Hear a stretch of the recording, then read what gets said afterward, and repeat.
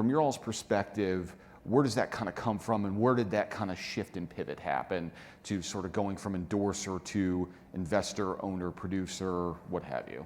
Well, I'll start out by saying I think it starts out, and I think these two guys are indicative of it, with education. The guys are much more educated now than they've ever been before.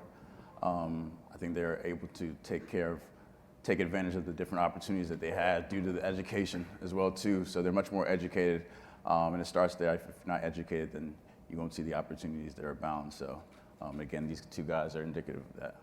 So where does that education happen though? Because you guys didn't necessarily take business classes in college or go through the traditional MBA process or where did that kind of education happen? Well, I think education broadly is coming from new technology and media.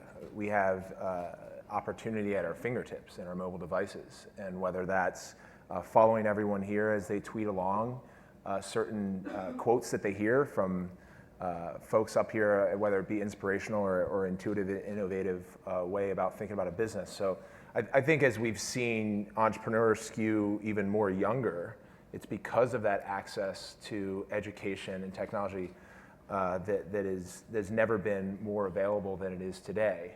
And then I think the interweaving of athletes as influencers within that spectrum and getting more access to building their own network, which I think was probably more secluded in the traditional kind of landscape of linear sports and athletes that were just focused on their practice and doing their craft. Now they're thinking more broadly and getting access to folks and institutions that can help educate.